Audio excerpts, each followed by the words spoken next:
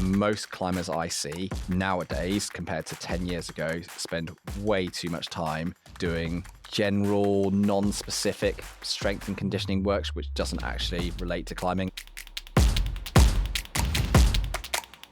Hey y'all, I'm Ryan Devlin, and welcome to this month's Struggle Climbing Show Coach Chat with the one and only Tom Randall. Our good buddy from across the pond is back for our first ever live call-in episode. Oh man, I'm super excited about this one, you guys. I put out a little announcement on Patreon and Instagram a little while ago, and I got a ton of submissions from you all. And today we have 5 climbers who are representing a wide range of skills and abilities. I'm talking 20-year-olds to 40-year-olds, men, women, non-binary, boulderers, sport climbers, traddies, 5'0" to 6'7". I guarantee you there is a climber in this conversation here today that you're going to be able to relate to. And you will absolutely take away some actionable data as Tom coaches everybody here today through their issues. And those issues range from how to train to recover better on sport routes. I'm talking about how to actually train resting, to dealing with mental blocks around thinking you can't achieve the next hardest grade, to a boulderer trying to train up his endurance for sport climbing, and on the other side, a boulderer / trad climber trying to figure out when to weight train and when to focus on peak during the season that she's in, to a very tall climber in a small box world, and so much more. Get ready for some awesome beta today. This episode is sponsored by Crimped. Crimped offers 75 different workouts created by world-class coaches and climbers totally for free, you guys. I've been using Crimped for years to log my finger strength and endurance assessments so that I can see how effective my training has been going. And I also love how easy and motivating it is to program my weekly training right there in the app with loads of proven workouts to choose from so that I can just keep things fresh. Look, if you're a self-coached climber, I am telling you, the absolute best and easiest way that I've ever found to train and stay on track is with Crimped. They group their workouts, y'all, into categories. So endurance, power endurance, strength and conditioning, boom, no confusion. I'm telling you, I use it all the time, and I am definitely far more consistent with my training when I've got the app keeping me honest and on track, and it just feels so good at the end of the week to close out those bars. You can hit that link in your notes or go to thestruggleclimbingshow.com/crimped, CRIMPD, to download it for free and take your training to new heights. This episode's brought to you by Exercis and their incredibly cool Climb Academy, which is back now for its 17th year this summer out in Squamish, British Columbia. Y'all, I have chatted with Exercis athletes here on this show. You know them, Jonathan Seacrest, Amity Warm, and Jordan Cannon. And it sounds like this event is one of the coolest things you can attend in all of climbing. I am hoping to get out there myself for it. I would love to see you there, but we are going to have to move fast because no doubt this thing's going to sell out quickly like it always does. So what is this Climb Academy experience? Well, it's an epic 3-day event geared towards all skill levels, and it includes clinics taught by top athletes, boom, worth the price of admission right there, film premieres, live music, and you just get to go play all day on some of the most pristine granite the world has to offer. The Climb Academy runs from August 23rd to the 25th out in beautiful Squamish, BC. Cannot think of a cooler place to go. To view the entire clinic lineup and grab a spot, you can swing over to thestruggleclimbingshow.com/Climb Academy or just hit that link right there in your notes. The clinics go on sale May 9th. All right, let's jump into our first ever live call-in coaching session with the one and only Tom Randall.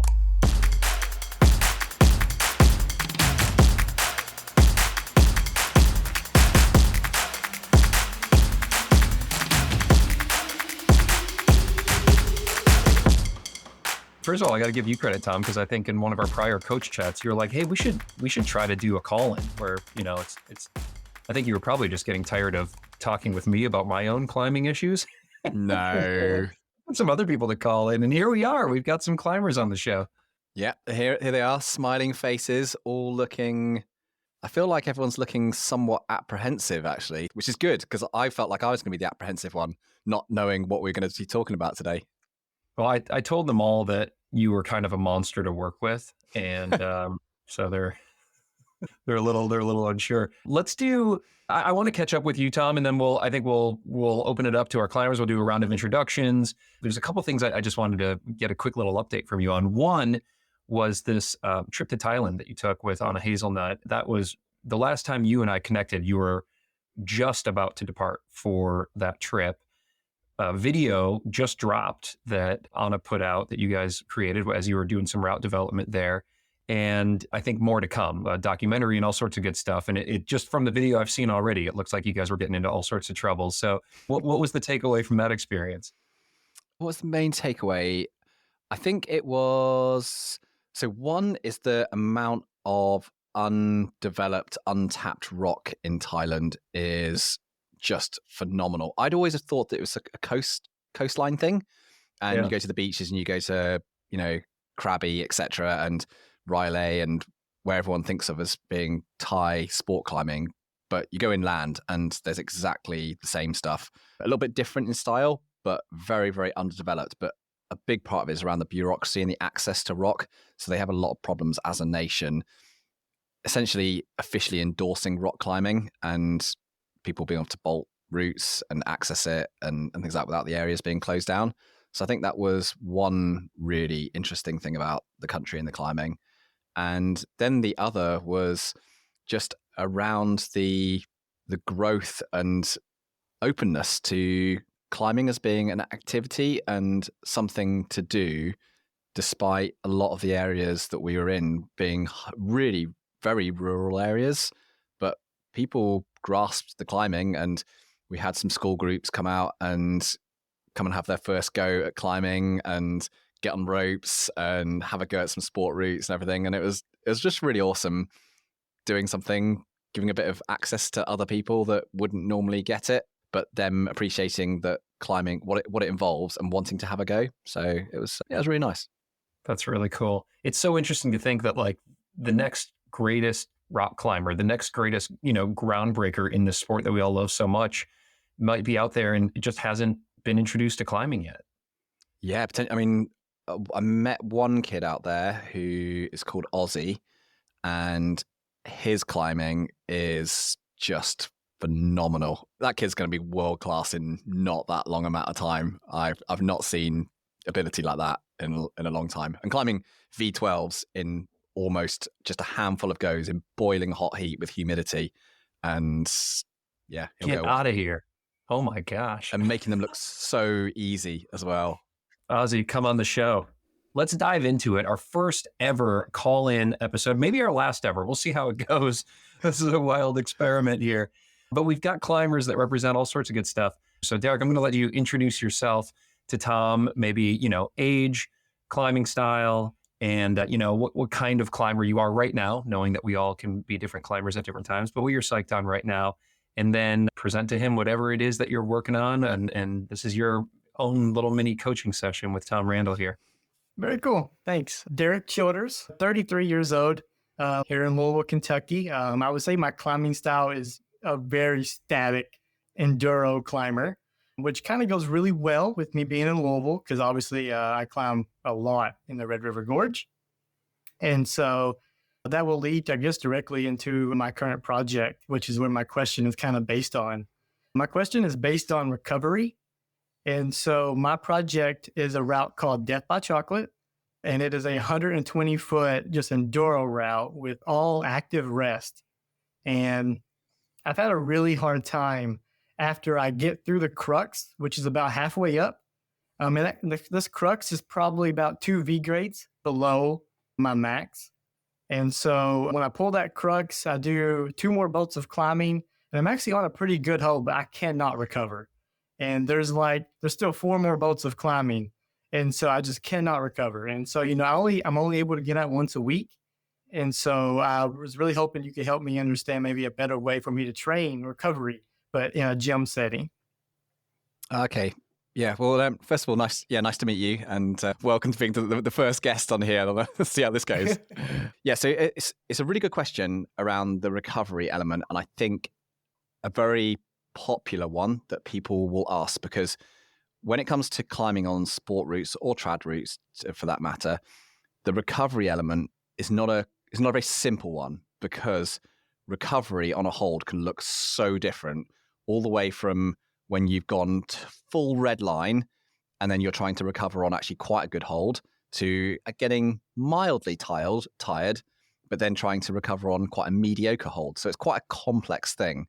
And the reason why it's quite complex is you've got both the factor of the overall level of fatigue that you've accumulated during your climb. So that's one thing that builds into this and how recovery is. And then the second is the intensity or the difficulty of the hold that you're trying to recover on in relation to your maximum strength. Mm-hmm. So with regards to that, when you give me the dilemma that you have right now in terms of this recovery on what is quite a mediocre hold on your route, and it's something where you're just kind of going all out on the route and it's quite continuous and quite sustained, is the real area for opportunity in terms of training and improving and making that hold feel better for recovery is actually to increase the maximal level of strength that you have on that hold, plus the ability to develop skill associated with that hold as well. So the reason why I split this down as both strength and skill is that strength in every sport is both a sort of a physiological, anatomical thing, but it's also a skill thing. So you can get stronger by being more skillful. So to deal with that aspect in particular, when I would approach this in the gym and you've got your hold and the shape of the hold, the position, the angle of the wall and everything like that, is I would be going to the gym and replicating and mimicking the exact hold size, even potentially texture and angle of the hold and the terrain that you're going to be resting on, all the way from how you maybe use a heel toe cam, how you sit your hips into the wall, how you twist in, how you hold your shoulders, because this aspect will really make it feel like your recovery is better. Because if you can become more skillful at your rest, it actually drops the relative intensity down. And the problem with this is if you don't get the intensity low enough, you'll always stay more in this kind of like high intensity anaerobic zone, which means that recovery just isn't going to happen. You're just going to get more and more fatigued, and you're going to have more a sort of occlusion of that blood flow. You're going to have less chance of recovery. So that's one really important aspect. And what I would do, like I've done a lot of that over the years of my own replica training, is just build. People do it with knee bars loads, and you can do it with cracks, and you can like quite often in quite a stressful position in a roof, for example, and trying to find out how to actually relax in that. And that's very, very effective. So Tom, just so I'm clear here, you're talking about building a replica of the rest, not of the crux. Exactly. Yeah. Yeah. Okay. And practicing the rest. Exactly. Yeah. So climbing until pumped, or whatever you would perceive to be kind of the level of pump that you would have going into that, and then just trying to recover on the replicated rest. So that would be more looking at the physical aspect of the resting. Here, I'm just talking about the skill. So just spend time in the rest. You want to become an expert at your rest. I don't know if anyone here has noticed this, but when you first project a route that has something that's quite technical in a rest, maybe like a marginal knee bar, the first session you have on, you go, this is desperate. I can probably rest on this knee bar for 30 seconds and I can maybe take one hand off at a time. Then 10 sessions later, you're no handing on it and you are on there for 5 minutes. You're not much stronger, honestly. You're just more skillful at it. So there's this same aspect in terms of the rest that you're trying to find. And then the other part of it would be the strength element of that rest. So the way that I would look at that is I would be training your maximum strength level on the grip type and size that you're using your rest on. So pay attention to whether it's, sloper, half crimp, full pad, 2 pads, etc. So the stronger that you get on a rest, then the more it fits into that sort of low intensity bracket. So it'll feel relatively better. It's just like if we take a 515 A sport climber versus a 510 sport climber, if you give them the same hold to rest on, one will say it's not a rest and the other one will because they're stronger. So increasing the base level of strength on your fingers. And then I would also look at exactly the same in terms of your shoulders and core in that same position, because there will be a strength element to that as well. And the more that you can kind of raise the ceiling, then that will feel relatively more relaxed. So I've done this a little bit in the past with weight vests and things like that. and just kind of stressing the shoulders and stressing the core a little bit more. So you get really accustomed to working at a higher intensity from a training aspect. And then when you try the route, you go, wow, this feels night and day. No, that's perfect. The rest is very like extended for me. Like all the good feet are, so I'm like super extended, right?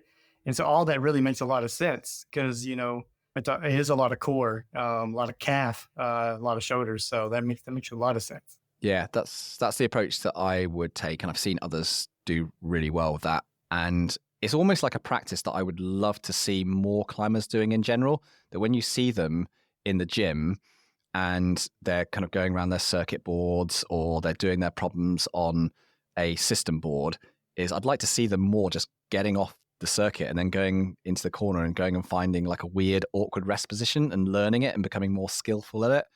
A friend of mine who's very good at knee barring in the UK, like well known for being extremely good at it. I was watching him do a session the other day down at the lockup here at Lattice, and he was down here with 2 knee bar pads on, just going around the circuit board, finding rests all over the place, and he practices it all the time. That's awesome. Really great advice. I love that. I love, you know, we just put so much emphasis on practicing, you know, replicating crux moves and top end strength, which of course is important in its own right. But then to really be practicing the skill of the rest is very cool, Tom. Thank you. Derek, any final kind of questions there? We'll be able to loop back, but I want to make sure we pass over to some of these other climbers as well. Yeah, no, I'm good, Ryan. Thanks so much. Thanks, Tom. I know where it's still. Right on. Okay, good. Well, that'll bring us over to Johnny, more in your neck of the woods than ours. Johnny, go ahead and introduce yourself, where you at, maybe your age, and if you're willing to share, and what you have for Tom. Yeah, hello, Tom. It's Johnny. I'm based in Luxembourg, and I'm 42 years old. I climb 24 years now already. On and off relationship with climbing, always passionate, but not always strong, not always trained. And yeah, that's kind of what my question is also about. Because I have the feeling that over the time I developed a state of mind that I cannot go on hard for me climbs. That's just a no-go. It feels kind of like an imposter syndrome. You cannot go on these climbs. So how does other people view you? The self-doubt comes in. And I have, for example, a thing that happened to me in the climbing checklist the other day. I was on the kilter board and a strong Luxembourgish climber approaches me and just asked if you can join me. And we trained together. Well, of course, I said, you of course, do it. I was projecting some kilter 7As there. And he was a really strong guy. And then we started a chat about the climbing areas around and if I know this and that. And then he said, do you know this 8A route that's called Désert Lumière? I said, yeah, you should go on it. I said, wait a minute. You saw me climbing. I asked him, you saw me climbing. I'm not an 8A climber at all. Yeah, but it's a really cool route. You should just give it a try. And at that moment, I knew I really have a problem on going on hard stuff. I would never, ever imagine going on an 8A route. Never. I'm projecting 7A, 7Bs, 5AB, something like that. And I would never, ever imagine going on something hard like that. So that's my question. How can I deal maybe psychologically with that? To just try some harder stuff. I guess I maybe can climb harder. I don't know. But yeah, always when I approach a climb like this, now you're wrong here. You belong to the other crack. Yeah, well, no, nice to meet you, Johnny. I think it's a really pertinent question because climbing is constantly based on this concept of pushing yourself outside of your comfort zone. You know, the nature of climbing is that culturally we call projecting an extended process, which involves lots of failure, where we don't often achieve what we set out to do for potentially 5 sessions, 10 sessions, longer sometimes. Or it could be on the micro scale where you have 2 or 3 goes at the crag on the day and then you do it on your 4th go. So this sort of failure or deferred success, which is kind of part of our normal ebb and flow of climbing. So I think what I would say to you is, one is to try and complete some kind of exercise. And I often find this stuff's good in a kind of a journal or done with friends around a beer or a coffee, the people that you know really quite well, and think about what is it that you actually value the most about trying things which are a little bit hard and a little bit challenging for you. So really key in with your friends or yourself. What is it that you value from that process in the first place? So find yourself in a position of sort of like, I guess, optimism and opportunity around that particular topic. Because I think it's important to have something that you at least can hold on in a positive sense with this, because you're going to have to deal with some things which are going to be tougher further down the line when you do take on a harder project and go way outside your comfort zone. So that would be step one. And then the next thing I would do with this is I would be looking at hard projecting and going, what is it that when I think about going and climbing that 8A that someone's just suggested me to the gym is causing me concern, stress, anxiety, whatever it is? Like, what is the element within that which gets to me? Is it that I'm going to go to the crag and people are going to watch me and they're going to make some sort of judgment on me because I failed? Is it going to be that I don't identify as an 8A climber? Is it going to be that I have never gone that far outside of my comfort zone, so it's actually a really odd thing for me to do? I'm like not super comfortable with being outside of my comfort zone. So I think it's about sort of like a self-profiling exercise where you understand what are all these things which you have hard to tackle in this situation. So I would list all of those down, and then as a result, I would try and create scenarios where you can go and try an 8A or something which is hard for you, where you can eliminate some of those key factors for you. So to give you an example, for me, I might find that as a professional climber is I'm really used to and I'm really aware that people just watch me all the time wherever I go climbing. And I can get really self-conscious if I'm going and doing something which I know I'm really likely to fail on. It's not my style. I'm probably just going to look rubbish. So if I want to get into a situation where I can have a good experience from pushing myself out of my comfort zone, I might actually very deliberately choose a crag which is really quiet, where lots of people aren't, and I'm going to go with someone who's a very supportive partner. And then I'm more likely to have a good experience in that. And then what I'll try and do is stack up those experiences in multiples, because with anything in life, if you're trying to tackle something which is uncomfortable for you, you can't just solve it with one experience. I think it's actually about building up a repertoire and a routine of doing this thing repeatedly where you get a semi-good experience out of it. It can be somewhat uncomfortable, but it's got to feel decent to you. It's not going to feel like, oh my goodness, I hated that. I was so full on. I didn't enjoy it. And then you'll find after 5 times, 10 times, you've got a bit of self-confidence and your mind and body are kind of aware of what that feels like, what that looks like to do it. And you might find yourself after 5 or 10 days of going and doing that at a different crag, that you go, you know what? I am going to go and have a go on that 8A in the gym where a load of people might be watching, because I've done this like 10 times at another place and it was okay. I didn't have that bad an experience. So I think it's about finding, your own personal sort of limitations or things that you find hard for you, reducing them in a controlled environment, and then getting to a practiced zone where it's enough, but not too much. And that's the approach that I would tend to take with this kind of thing. Okay. Thank you very much. So to understand it right, I train to be uncomfortable. Yeah, Okay. you've got to expose yourself to it a little bit, but it's about doing it in a way which is somewhat controlled by you, and you're not putting yourself into that full-on over-the-top zone. It's a bit like when you tell people about taking some fall practice, for example. You never say, start off with taking some big 50-foot whips. You say, try and just sag onto the bolt with like a 1 foot fall or a 1 meter fall.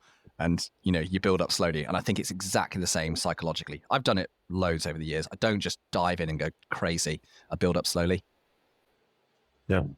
As you said, I should consider what it is that keeps me maybe back, or I had one thing in my mind directly. It was myself, my body image that I have of myself. So sometimes I feel I just don't look like a climber. I would not consider me as overweight or something, but I'm just not built like the usual 8A climber, however you might call that. And that was the first thing that came to my mind as you said that.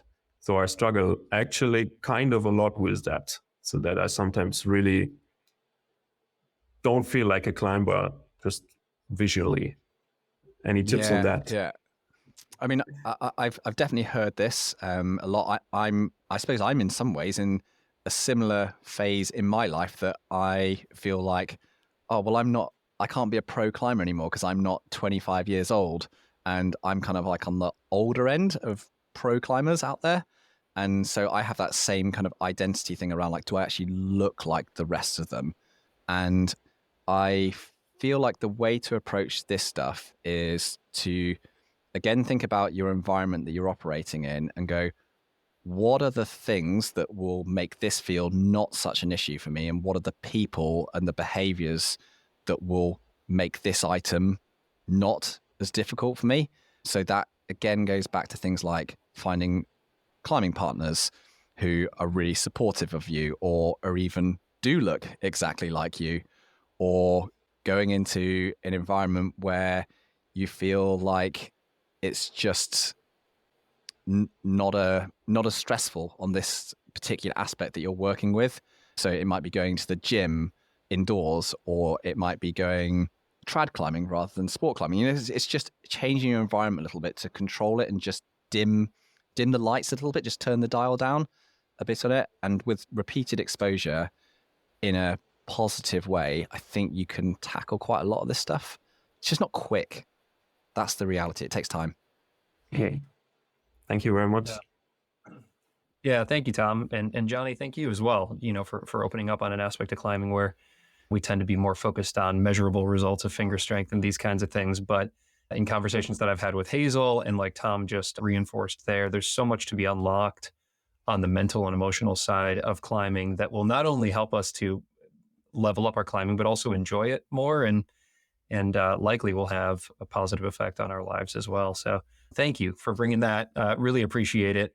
Stay on the line here because we'll probably loop back on some of this stuff, but I want to shift over to Katie and check in with you, Katie. Where are you at? What kind of climbing are you into right now?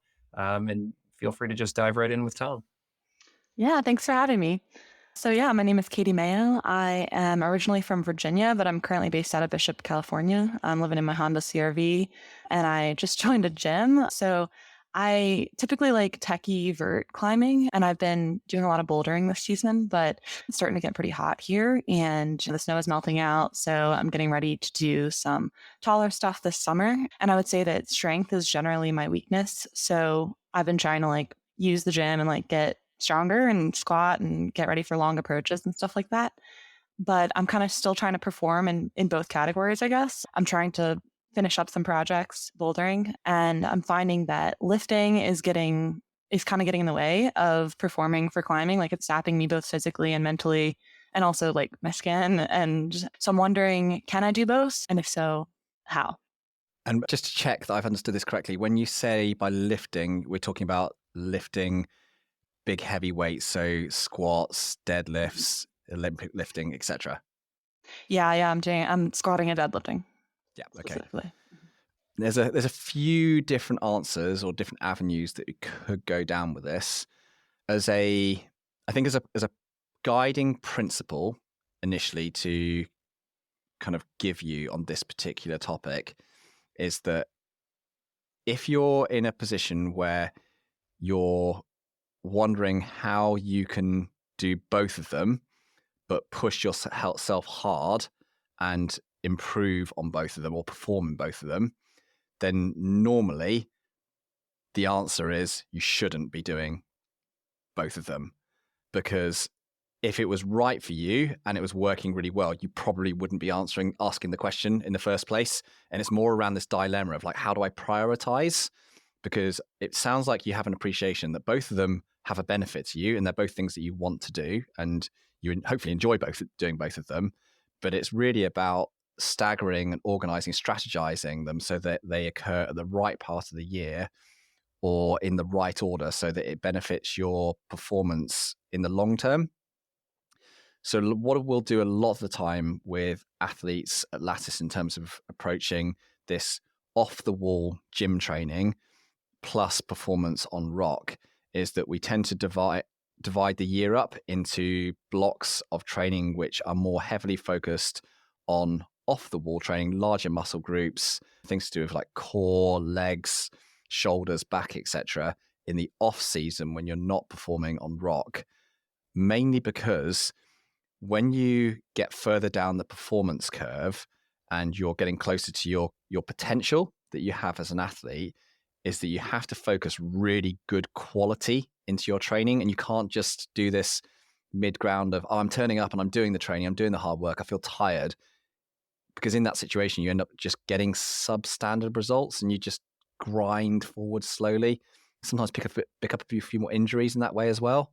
So what I would encourage you to do is to think about, if I want to have my projects outside, what's the best season for this?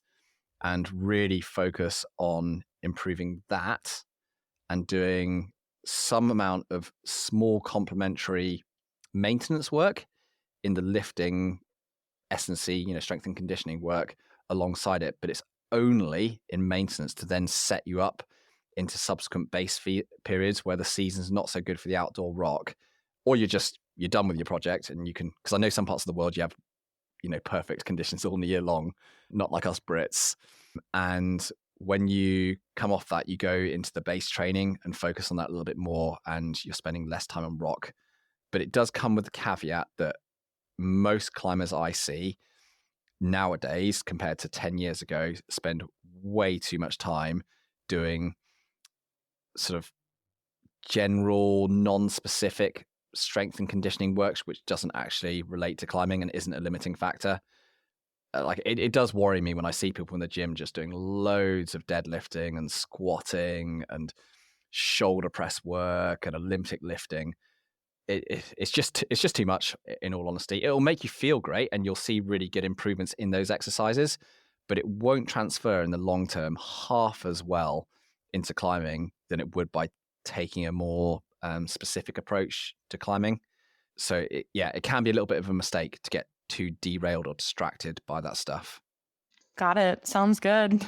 I'm curious, Tom, just on that point there about kind of the off the wall versus on the wall or on rock training and movement, as you're working with clients who are really psyched about doing the shoulder presses and the deadlifts and the core and feeling strong and this kind of thing.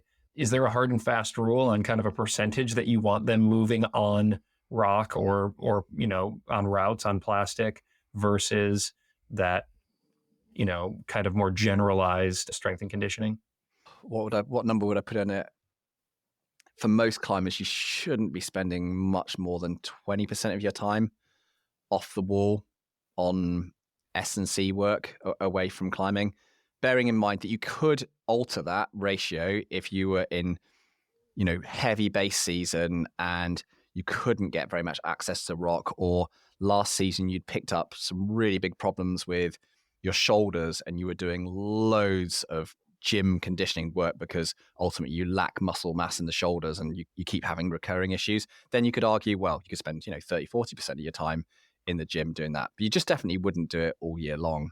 But if I look at climbers out there and I see these specimens in the gym that are really good with their calisthenics work, their gym work, their weights work, and I watch how they move, I watch how well conditioned they are, and then I watch them climb and I go, oh, you are nowhere near climbing what I expect you would be.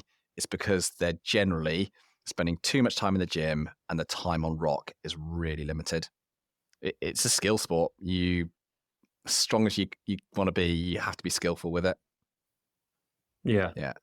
Thank you for that perspective. One other kind of question comes to mind, because Katie mentioned that, she's living out of her car right now. She's in Bishop, but it sounds like, Katie, you can chase the conditions. You can chase the psych where it's going. And so for athletes like Katie, and also some pro climbers who have the luxury of being able to take trips and follow fantastic conditions, there's the potential for there not actually being an off season or a down season. You could almost always be in performance season. And then how do you look at bringing in these periods of conditioning where you aren't trying to send, even though you literally could be trying to send at any moment in time?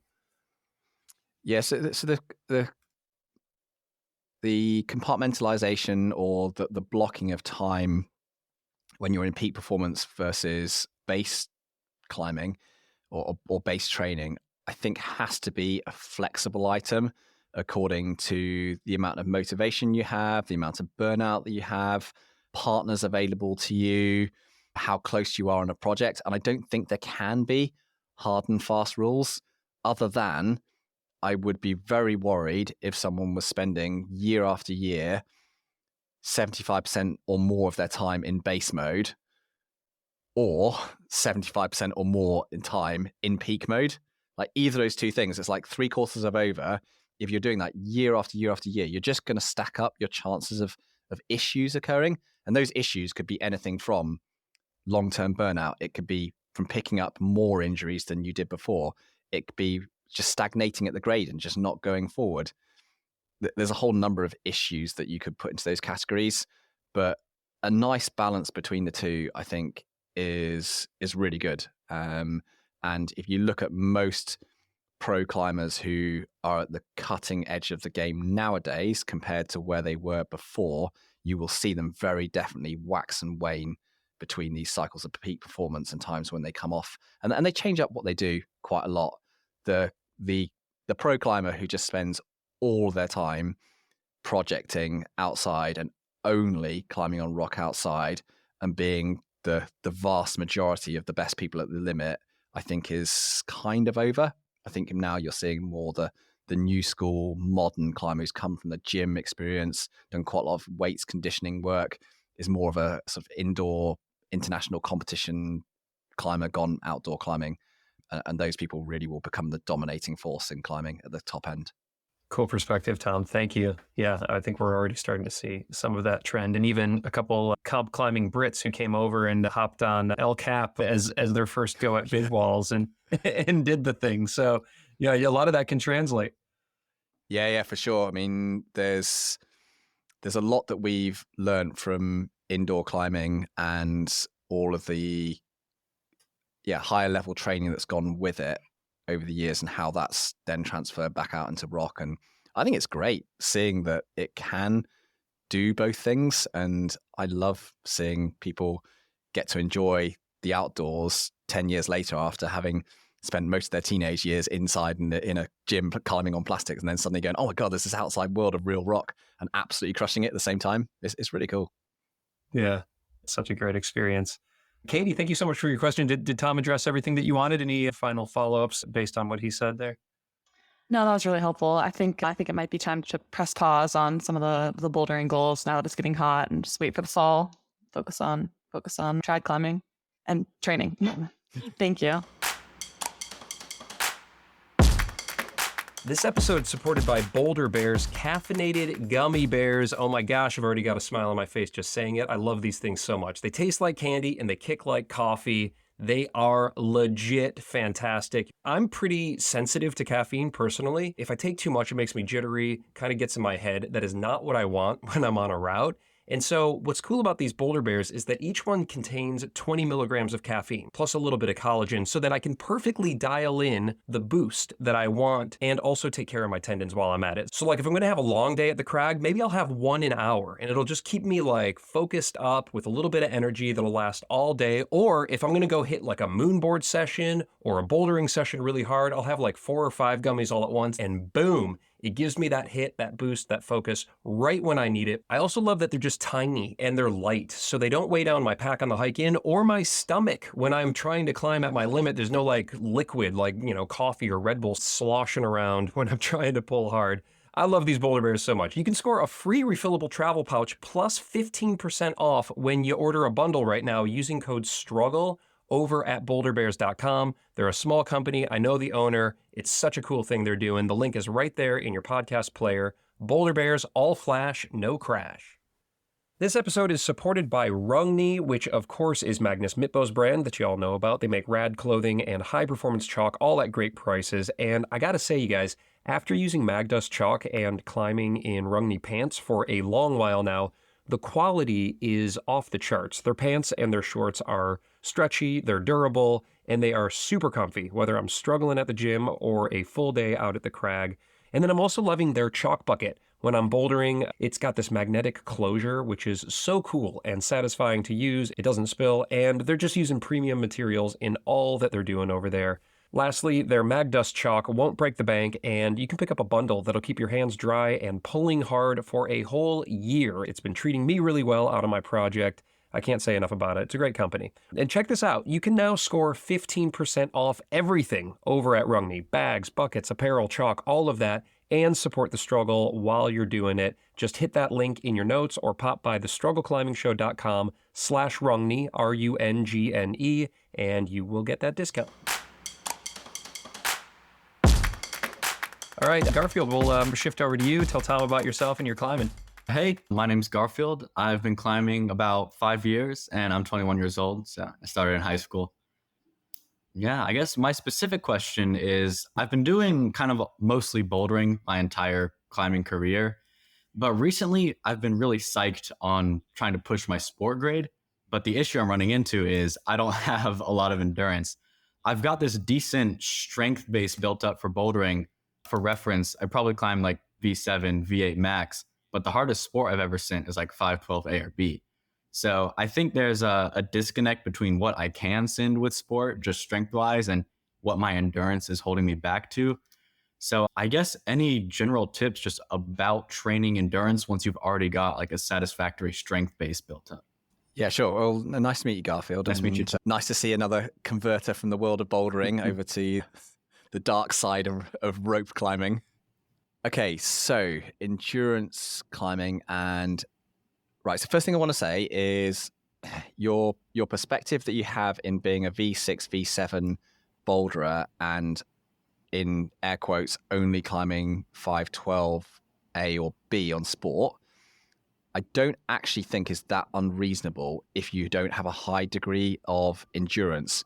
Because if you choose a really short bouldery, 12A or 12B, the cruxes are actually going to be quite hard. So there may be a little bit more or little bit less disconnect than you might imagine right now. So I think in some ways you can actually go easy on yourself and go, you know what, my sport grade, given the level of endurance I have right now, is okay.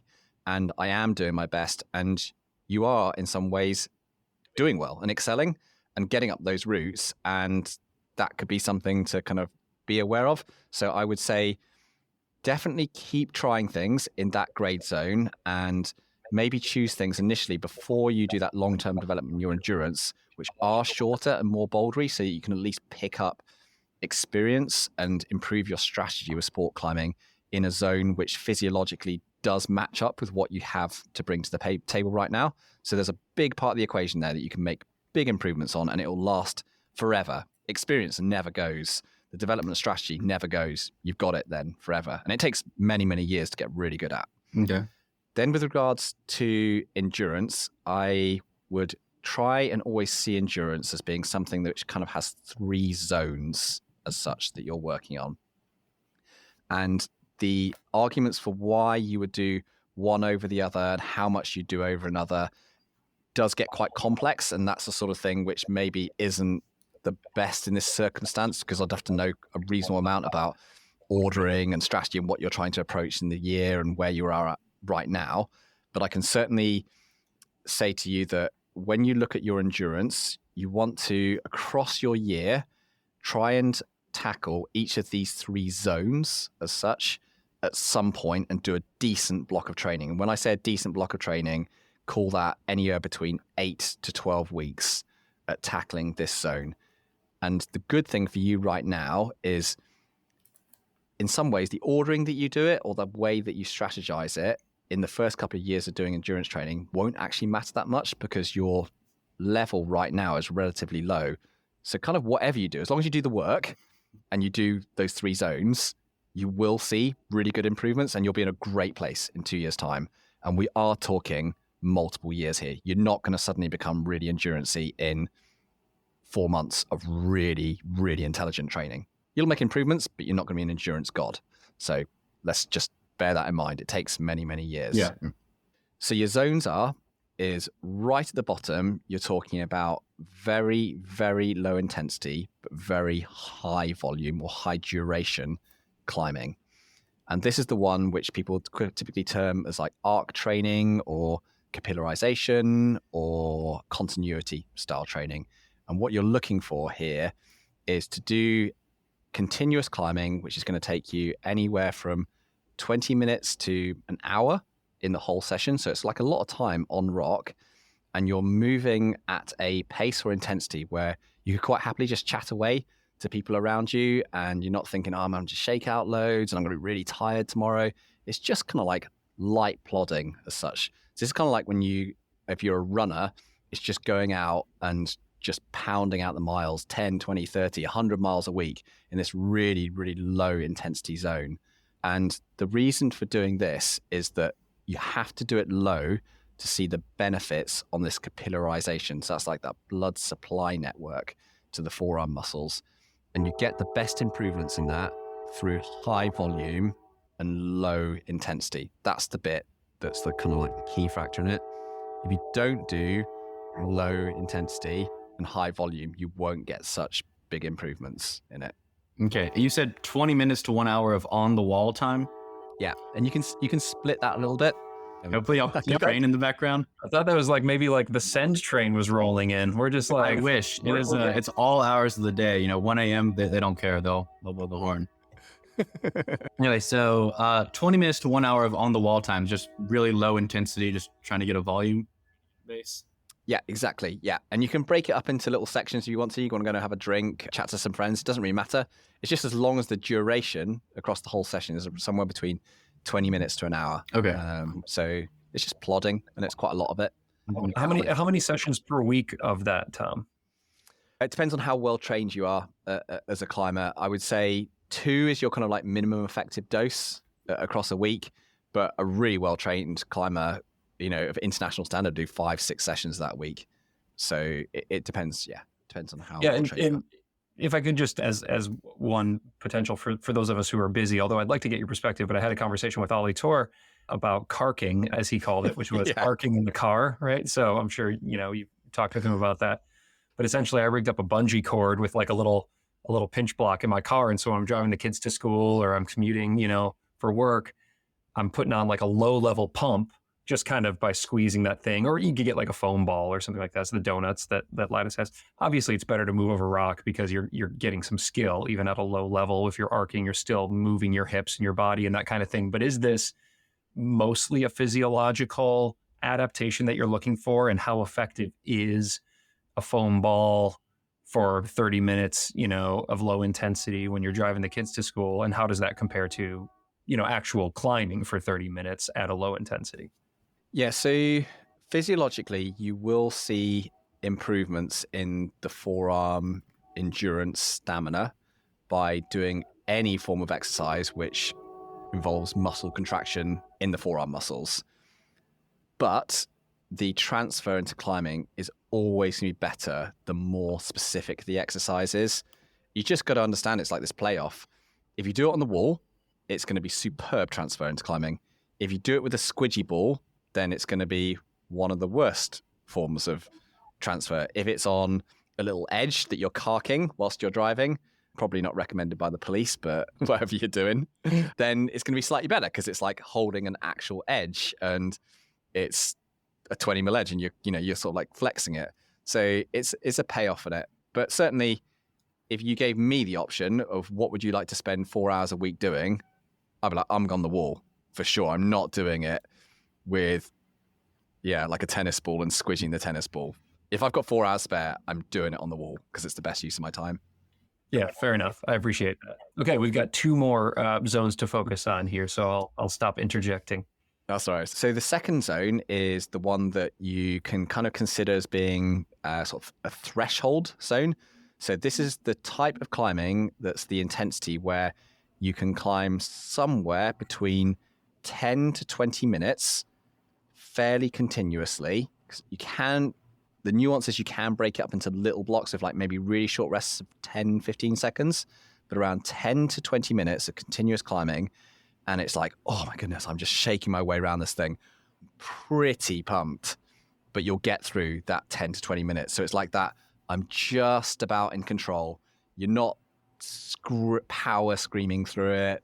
You're not failing, but you're also not just chilling and chatting with friends. You're really concentrating and you're having to control that pump. So that's your threshold zone. And that's, again, another really important zone to work on. And then and that could be once a week for those who are not very well trained on this, and multiple times a week for those who are. Yeah, again, I would say 2 times a week is really your minimum effective dose. You might get away with once a week if you've never done any form of endurance training, but I would say within a few weeks, you'll start to just not see a return from it. It will have to likely be amped up to twice a week. Just once a week of anything is hard to see as some sort of physiological stimulus without just like a detraining effect occurring each time. So just to make sure I've got you straight on that one, that training day looks like just the 10 to 20 minutes at that sort of grade in which you can climb continuously. Yeah. So that'd be your endurance sections. You'd never do your zone 1, 2, and 3 all in the same day. Mm-hmm. You would just choose for that part of the season, I'm just going to mainly do zone 1 stuff. Of course, the nuance of it is that often people will do a blend of zone 1 and 3, for example, or they'll do 2s and 3s or whatever it is. But in a very simplistic sense, if you want to improve endurance, just focus on 1. You'll be fine, but just get on with the work, be really consistent with it, do your 8 to 12 week blocks, and you'll see improvements. It just gets more, you have to be more intelligent about your approach the more you get into that bit of like, oh yeah, I have pretty good endurance these days, and I'm now starting to refine this quite a bit. The last zone is your sort of zone 3 stuff, which is more in what I would class as maybe interval style training. So this is climbing at an intensity where it's unlikely for you to be able to climb continuously for much more than about, say, 2 to 3 minutes without feeling really flippin' pumped or even failing. And then you will do that intensity of climbing in blocks of anywhere between 1 to 2 minutes long. And then you will do those 1 to 2 minute blocks with rests, which more or less match up with the amount of time that you are climbing. So if you're climbing for 1 minute on, you take 1 minute off. 1 minute on, 1 minute off. You could do 2 minutes on, 2 minutes off. You could also do 2 minutes on, 1 minute off. It's just sort of roughly speaking that kind of ratio. Just think of it as lots of little blocks of interval style. But the important thing is the intensity is high enough where you would not be thinking, oh, I could do this for 10 minutes continuously or 20 minutes. It's got to be a little bit too hard for what would normally be endurance training. And you're looking for a sort of intermediate level climber of doing around 10 minutes of total training time in that. So that might be 10 1-minute blocks or 5 2-minute blocks. But elite level climbers might aim up more towards, say, 20 minutes of total time. Okay. And about how many times a week? Just rough guideline for that one. Again, 2 times a week, I'd say is a good starting point. Yeah. Cool. All right. Yeah, and thanks for being so thorough on that, Tom. So just so I'm also recalling, you're looking at these as blocks in the simplest terms, saying maybe 8 to 12 weeks where we would focus heavily on zone 1. So just that arcing conversational, 20 minutes, a few times a week. We could do some climbing in there, have like a fun gym session where we're trying hard and that kind of thing. But in terms of like our endurance focus, we're going to be focusing on that. Then after that 8-week block, we would go into that zone 2 for 8 weeks and be very focused on that and maybe not do any arcing whatsoever. We could do some climbing, but maybe the endurance focus is now fully shifted to that next zone. Am I understanding that? Yeah, that's right. Yeah, exactly. And this is a really broad, rough approach to take because obviously anything that I'll do in terms of planning and strategizing people's training is very much of the bold, like I want to know what your history is, and I want to know what your goals are, how many times a week you have spare, what you're doing with all your other sessions of strength endurance, complementary strength and conditioning work. So this is very much like a rough, broad stroke approach, but it will work in so many cases when you have anyone that says, my endurance is poor, I've come from a bouldering background, I'm trying to convert across into route climbing, and you'll see really good returns from doing this kind of approach. And just remember, with all of this is you will know if this is working because you will notice about 4 weeks or so into whatever exercise you're choosing, they'll just start to feel easier, and you'll be able to complete them on one grade harder, or you'll be able to do slightly more sets of exactly the same exercises. And that's your indicator when the thing is working well. If you're getting to 4 weeks and you're getting worse, 9 times out of 10, you just need to take some rest. You just pushed it too hard. You've done too much other climbing on top of it, and just take a week of lighter exercise and you'll probably see a good result. I appreciate all the insight, and also just about how long I can expect this process to take, so I can keep my expectations for myself in check. Yeah, it takes a good amount of time. Like a little anecdote that I give to people sometimes is when I first started Lattice, Ollie Tor, who I started Lattice with, he was one of the very first people that I assessed when I was doing all these kind of strength assessments with climbers. And he had some of the strongest fingers that I'd ever measured in all of my, career of working with GB athletes and testing some pretty strong people. But he had the most hideous levels of stamina with it. So he had the strongest fingers pretty much I'd ever measured, but the ability to not even get up a 513A, 13B. I might be doing him a disservice here. Maybe he could do one across a whole trip if he projected it, but something like that, but with outrageously strong fingers. I would say it took him somewhere, what year would that been? That might have been something like 2013, and it was maybe 2020, 2021 that I would say I finally looked at Ollie and went, this guy's got pretty good fitness. He's really quite an evolved climber. So it was like 8 years that he took him to get to that point. And he worked really hard at it, and he knows how to train. So it's not a quick fix. If you're really, really poor in endurance and really quite strong, you've got to take a long-term approach to this. It takes time. Ryan, I do have one more question if we have time. I realize that one sort of took a while, but Yeah, sure. Well, let me loop back to it in just a second. I think we will have a few minutes. There's one climber that was intending to be in this conversation, and they got a really bad migraine, weren't able to join, but I have their question here. And so I want to make sure that they get represented in this, and then we'll open it back up for some follow-up questions, Tom's time permitting here. And so this is from Ben, who's 27. And Ben says, I'm 6 feet 7 inches, and I struggle immensely with small box problems and can't seem to overcome them. Ben goes on to say, I'm also not the best with slopers, and I slip off quite easily. I'm a relatively new climber, about 1.5 years of consistency. And I have climbing experience from childhood, but recently started bouldering seriously. I love it, but I'm getting angry at my body. So 6 feet 7 inches, I don't know how many of that, stones or what system you use over there, Queen's hands or something like that, whatever, however tall, it's just really tall, I feel like, Tom, comparative to maybe the average climber. So what do you say for Ben there? Rude. That's so... Ryan Devlin, don't you know that we both use the same flipping measurements for height? We use feet in inches as well. What? No, you don't. Yeah, we do. What? No. Yes. Is this real? Yes, of course. No, don't is. use it. You're like, it's centimeters, right? Isn't everything centimeters? No, that's the French. We leave them with their cheese and baguettes. How am I just learning this at 44 years old? You use feet in inches? Yes. That's like, but then you use meters. No, for route length? Yeah, when we have to talk to Europeans, we'll talk our meters, but we measure everything in miles, and everyone, like, I'm 5'10.5", and I only learned my height in centimeters when I started doing like assessments for Lattice, and I actually had to look up what I was in centimeters. But that's what I'm saying, because I've been with Lattice for years now, and every time I have to enter my things, I have to frickin' convert them to kilograms, and I have to convert them to centimeters, and I'm like, damn it, Tom, but it's not you, it's some French programmer. What, like, I guess it's just the rest of the world uses metric system? Yeah, behind the Lattice surface is just a team of French programmers, didn't you know? Eating baguettes? Oh God, I hope you haven't insulted too many French people here. We'll piss off Tom Randall and Ryan Devlin with this metric system. Obviously, this imperial system that we're on is absolute rubbish, to borrow one of my favorite words from your side of the pond there.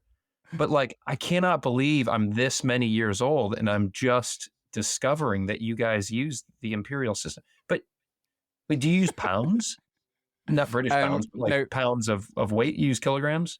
rather confusingly, we kind of do, except we tend to, although the new Gen Z lot now, I think, do actually use kilograms in weight, but I grew up using stone. So I would weigh like 11 stone. I think I weigh about 11 stone. But nowadays I use kilograms. So yeah, stone is like the larger weight over pounds. God, this is going to be this is a separate podcast we're going down right now, but I'm really fascinated by this. Okay, we're going to stop wasting everybody's time on this. Did you guys know this though? Did you all know that the British were using inches? This does not make sense to me. Johnny is the European. It definitely is. I can see him shaking his head. Johnny knows what he's talking. Luxembourgians know. But like, because I feel like Canada uses centimeters. We need a Canadian to chime in on this. Whoa. Okay. Anyway, I'm like flustered now. This is so weird. Where were we? Okay, Ben, 6'7", so you can relate. Now you understand 6 feet 7 inches, and we're all on the same page here now. What do you say to Ben? The small box problems being 6'7". Yeah. Well, firstly, that is a tall climber, and we definitely don't come across many climbers in that 6'7" category. I think that is over 2 meters off the top of my head, so it's pretty tall. And you often hear the other side, right? The shorter climbers saying, "Oh, I can't reach it. It's if I only had more reach or more of an ape." And so Ben brings kind of a different perspective, which is like, they're having problems being so tall on certain problems. Obviously, it could be an advantage on certain problems as well. Yeah. So one thing to recognize is you're not changing your body.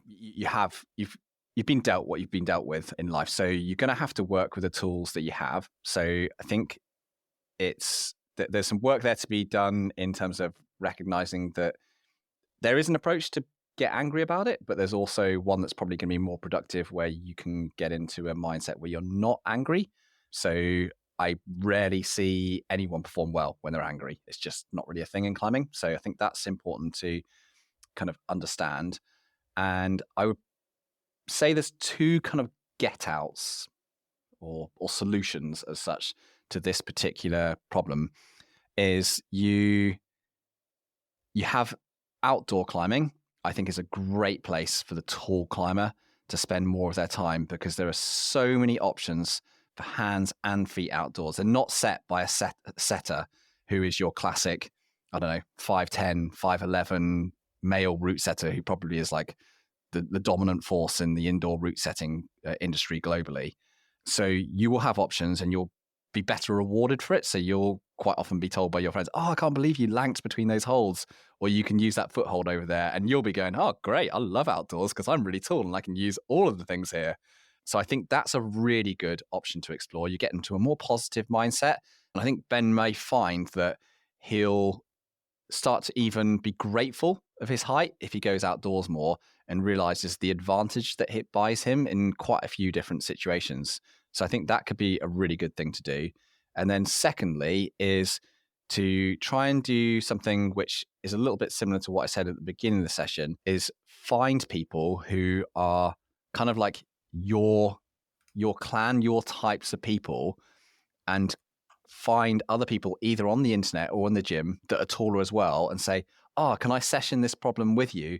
Oh, how do you deal with it?" Where you've got those really tucked up toe hooks where you know that the setter had a straight leg on that toe hook and that toe hook felt totally durable. But right now we feel like we've got our knee up by our belly button. So actually this is just a desperate move for us. And the person will say, "Oh yeah, no, don't worry. I've been climbing for 20 years and I'm a tall climber." And actually what you do is you swap it to a heel in this situation. Just don't copy everyone else's beta. And I think that's the 2 things I would do. Get outside and then deliberately choose tall climbers to go and session with and learn from them. Awesome advice. The Tall Climbers Anonymous group is going to be blowing up where Ben climbs there. Thanks, Tom. Fantastic stuff. So yeah, everybody was able to get a bit of a coaching session here with Tom, and we do have a few minutes left. Maybe we could do a little bit of a rapid fire thing here, nothing too in depth, but maybe some quick answer or some yes, no type questions for Tom. Garfield, I know you had a follow up, and then for the rest of you all on here, if you've got something, you can just like raise your hand and I'll call on you here. But Gar, go ahead. Yeah, I'll try and keep this question as brief as possible, but I'm going to be in Alaska for a bit this summer, about a month. and I'm not going to have any access to climbing, gym, whatever, but I will have a portable hangboard. So my question is, what can I do with just a hangboard and maybe a pull-up bar to train and or maintain endurance? Okay, yeah. So portable hangboard or fixed hangboard is a really good tool that is still pretty effective for endurance training. What you want to do is you want to get yourself a setup where you can have some kind of assistance on the portable board in the form of either a pulley or a pulley and rope setup, or like an elastic resistance band that you can put your foot in. So you want to get yourself set up with some sort of assistance system.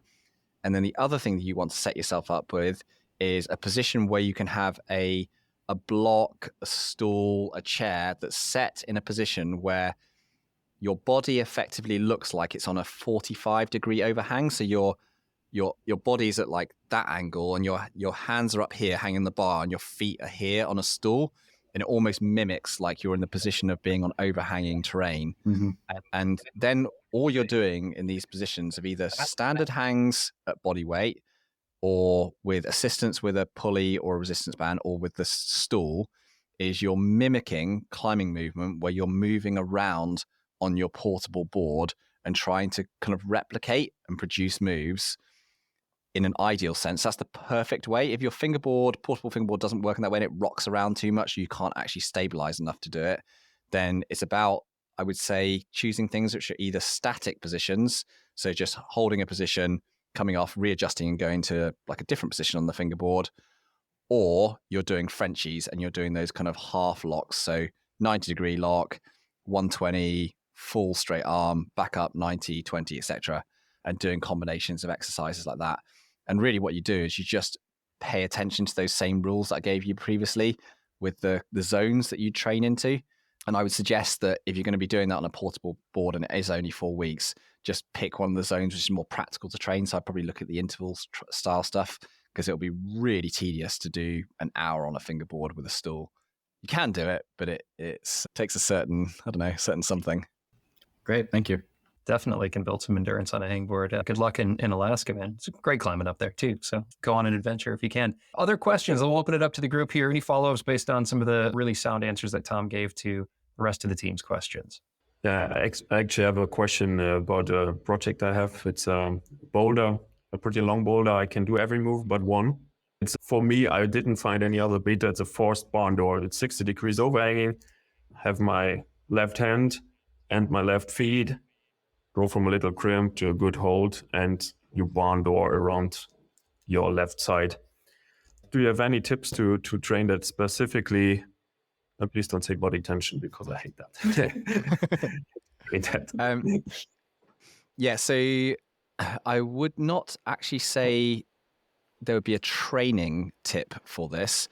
I would say it would be more like a practice movement trick, which is 2 things I would go for on this. Is one is I would ask whoever you go climbing with, is on your barn door move that you're sort of like moving to, and you're maybe failing to either catch the hold, or when you're catching it, you're just swinging off too far, is ask the people that you're with to give you some form of power spot where they just take out like 1 to 5 kilos of force on the barn door, so that you can at least feel what it's like to actually catch the movement and hold it, and then pull back in, and the foot swings back in, and you're like, oh, right, now I'm going to continue. And what you'll find is by giving just a tiny bit of assistance to a move, and then repeatedly doing that in a session, like 5 to 10 times, with just a tiny bit of assistance, you actually up your skill.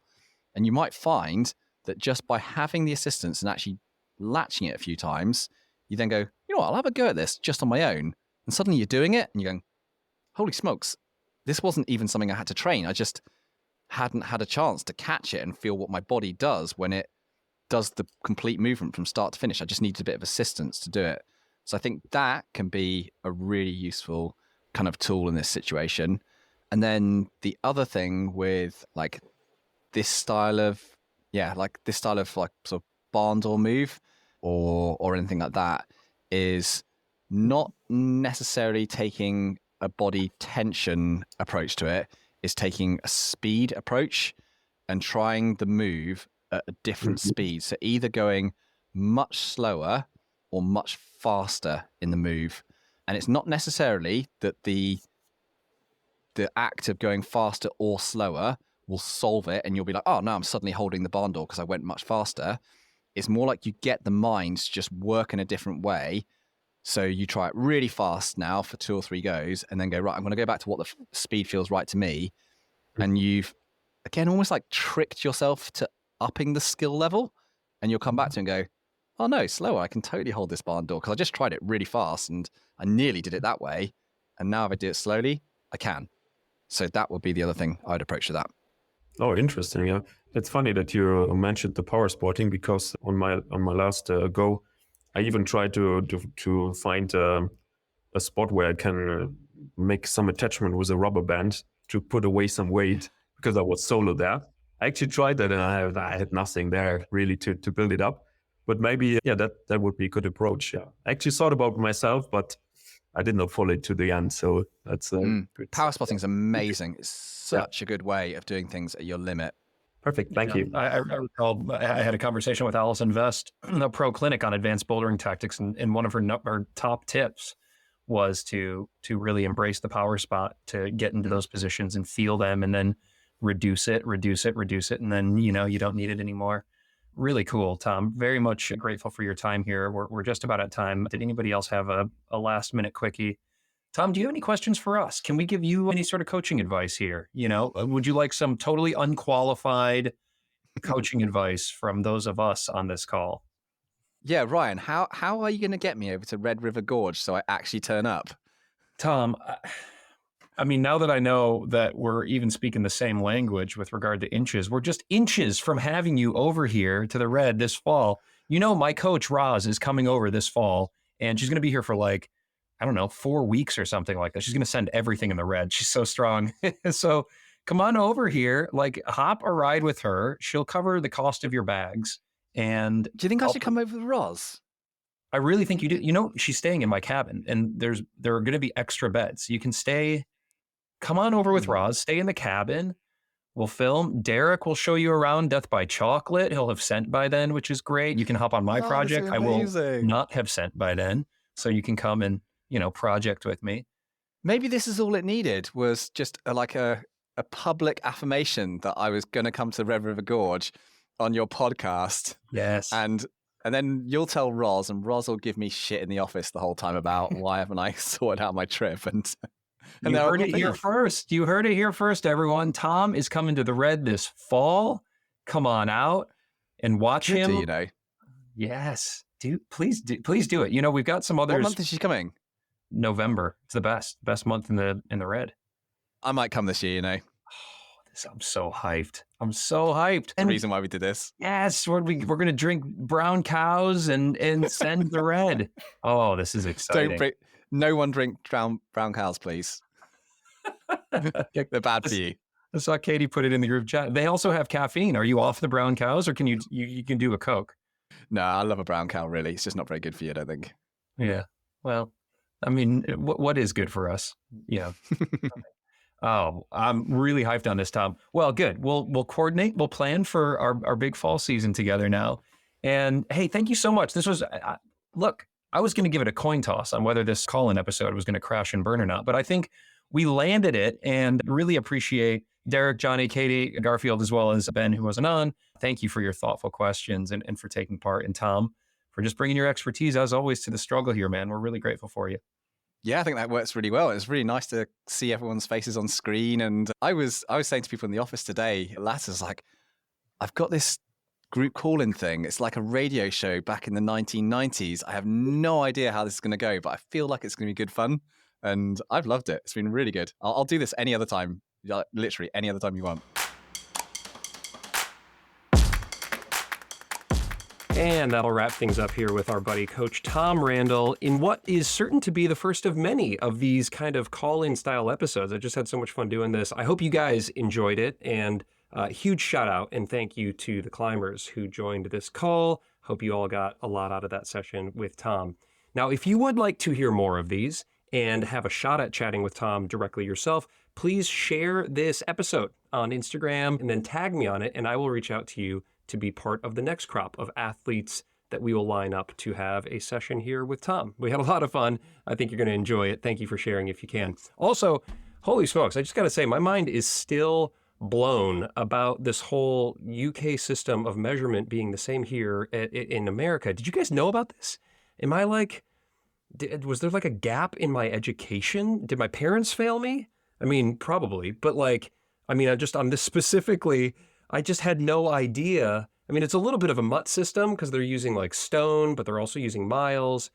I don't know. I just thought everybody else was on metric because, you know, the US is insane when it comes to its measuring system. But Tom is insane too, and I like that. Let me know. I don't know why I'm still rambling about this. I truly, like, it just threw me off. If you knew about this and you didn't tell me, I blame you. You're part of the problem. So let me know if this was news to you or not. And if it was news to you, at least I'll feel a little bit better about that. Maybe this is like a whole like conspiracy that the Queen was keeping for all these years, and we're just now like discovering it. I don't know. Anyway, apart from that, I do want to say something else here as we're wrapping up. I'm releasing a bonus episode to patrons and Apple subscribers that sprang out of this conversation here with Tom, where he shares a really cool and unique perspective on why it might seem like V17 boulder problems are going down fast and furious lately, and what that means for top-end bouldering and the potential for a V18 to be around the corner. That part of our conversation didn't quite fit into this live call-in format, so I've packaged it as a bonus episode that you can get for like $5 a month over on Patreon or Apple subscriptions, or free with a 7-day trial. In fact, I'll hit some music here. Or free with a 7-day trial. I'll tell you more about that right now. Hey, if you'd like to see the uncut video of this chat and score instant access to more than 40 hours of bonus content, including bonus episodes with the likes of Adam Andra, Hazel Finlay, Alex Honnold, Chris Sharma, Allison Vest, Tom Randall, and so many more amazing athletes and coaches, you can get it all for about the price of a beer each month. And I'm telling you, I could really go for a beer right now. So if you are in a position to buy me one, that would be so rad. There's also a free trial happening right now. So you know, if you want to date me a little bit before you buy me that beer, I get it. And I'm just really grateful for your support as I grind away down here in my basement podcast/utility closet. You can swing on over to patreon.com/The Struggle Climbing Show to access that full library of bonus content. Or if you're an iPhone person, you can subscribe right there in your Apple Podcast player. Huge thanks and appreciation to our show sponsors who have brought you this episode at zero cost. Check your show notes for those links and special discounts that are only available to you, the Struggle listener. And by the way, you can see all of the show's partners and special deals by popping over to thestruggleclimbingshow.com/deals. Did you know that The Struggle is carbon neutral in partnership with the Honnold Foundation? Well, you do now. They are doing such amazing work, you guys, to bring clean energy to communities around the world. You can get all inspired by their latest grant recipients over at honnoldfoundation.org, and toss them some love if you can. They are doing such impactful, amazing work. And lastly, The Struggle is a proud member of the Plugtone Audio Collective, a diverse group of the best, most impactful podcasts in the outdoor industry. This show was produced and hosted by me, Ryan Devlin. All right, that clips the anchors on this episode. Thank you so much for tuning in. And if you liked it, and if this show in general just brings you some value and some joy, would you consider sharing it with your buddies, with your climb friends, your relationships, your gym crew, whatever? You know what I'm talking about. Just share it. The more who listen, the closer I will get to making this my full-time gig, which would just be so rad. Thank you. I love you. All right, I hope your training and climbing are going great, and I will see you next week.